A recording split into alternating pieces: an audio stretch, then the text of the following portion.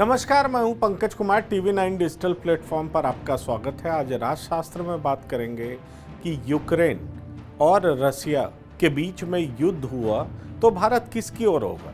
Ukraine border पर रूस की बारूदी तैयारी ने सुपर पावर अमेरिका को चौंका दिया है। अमेरिकी राष्ट्रपति जो बाइडेन ने रूस के राष्ट्रपति व्लादिमीर पुतिन से 1 घंटे फोन पर बातचीत भी की, लेकिन प्रेसिडेंट पुतिन पीछे हटने को तैयार नहीं हुए। कहा जा रहा है कि यूक्रेन से लड़ाई हुई तो ये 4 महीने तक चल सकता है और ऐसे में भारत की भूमिका क्या होगी, इस पर सबकी निगाहें टिकी रहेंगी। यूक्रेन को लेकर दुनिया की 2 महाशक्तियों अमेरिका और रूस के बीच हालात बेहद तनावपूर्ण हो गए, लेकिन इस समय दुनिया की नज़र भारत पर भी टिकी है।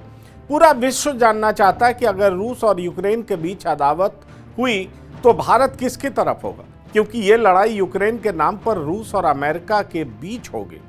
बारूद उगलते टैंक, मिसाइल बरसाते S-400 और समंदर को चीरते वॉरशिप, जल से लेकर जमीन और आसमान तक ये सब कुछ महायुद्ध की ओर इशारा कर रहे हैं। वर्ल्ड ऑर्डर में इस वक्त भारत अच्छी पोजीशन में है। खासकर LAC पर चीन को करारा जवाब देने के बाद भारत के हौसले बुलंद हैं।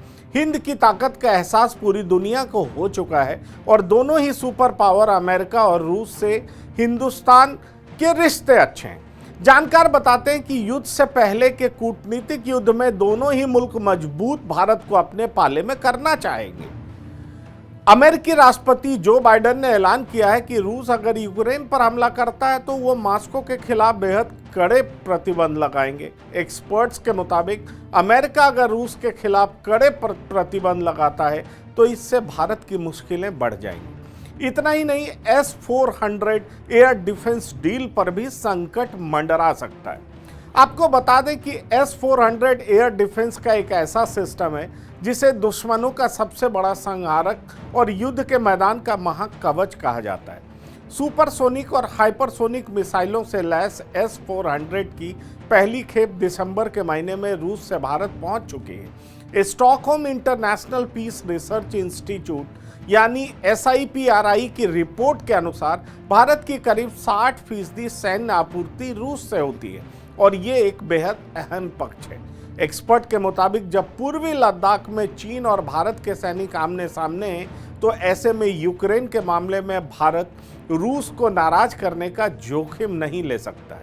दूसरी तरफ अमेरिका और नाटो के देश हैं जो इस वक्त यूक्रेन के साथ खड़े हैं। यहाँ ध्यान देने वाली बात यह है कि LAC पर चीन के साथ तनाव के बीच अमेरिका ने हमेशा भारत का साथ दिया। अमेरिका के अलावा यूरोप भी भारत के अहम साझेदार है। भारत चीन सीमा पर निगरानी रखने में भारतीय सेना को अमेरिकी पेट्रोल एयरक्राफ्ट से मदद मिलती है। सैनिकों के लिए विंटर क्लोथिंग अमेरिका और यूरोप से आयात होता है। ऐसे में भारत ना तो रूस को छोड़ सकता है और ना ही पश्चिम को, यानी रूस यूक्रेन संकट भारत के लिए भी संकट बन गया है। यहाँ एक और बात अहम है कि रूस तेल और गैस का एक बड़ा उत्पादक देश है। अगर युद्ध शुरू हुआ तो आने वाले दिनों में अंतर्राष्ट्रीय बाजारों में पेट्रोलियम और गैस के दाम तेजी से बढ़ सकते हैं, महंगाई चरम पर पहुंच सकती है और इस सब का असर भारत पर भी पड़ सकता है। इसके अलावा युद्ध के हालात में भारत के सामने एक और चुनौती से निपटने की होगी, वो ये कि यूक्रेन से हजारों भारतीयों को बाहर निकालना होगा। विश्व बिरादरी में भारत की अहमियत इसलिए भी ज्यादा हो जाती है क्योंकि PM मोदी एक बार फिर लोकप्रिय नेता के रूप में उभरे हैं। US फर्म के मॉर्निंग कंसल्ट सर्वे के मुताबिक नरेंद्र मोदी 75% रेटिंग के साथ नंबर 1 पर है।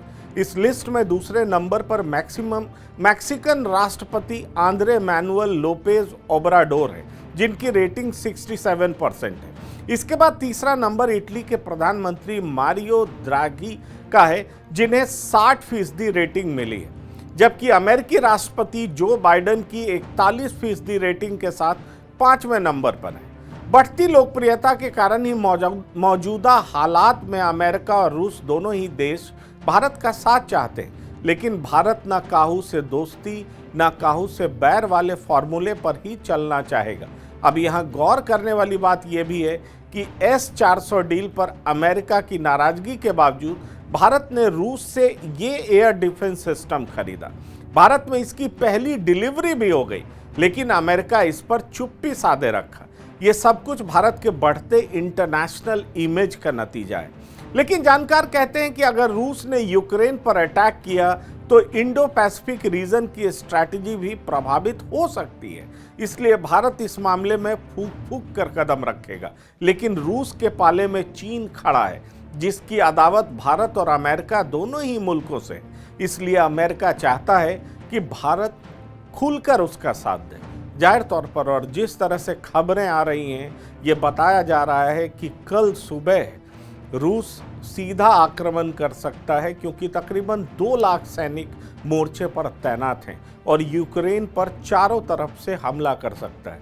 अब देखने वाली बात होगी कि इस टेंस्ड माहौल में भारत अपने इंटरेस्ट को देखते हुए किस तरह की रणनीति अपनाता है। तो फिलहाल राजशास्त्र में इतना ही। आप बने रहिए TV9 डिजिटल के साथ। धन्यवाद, नमस्कार।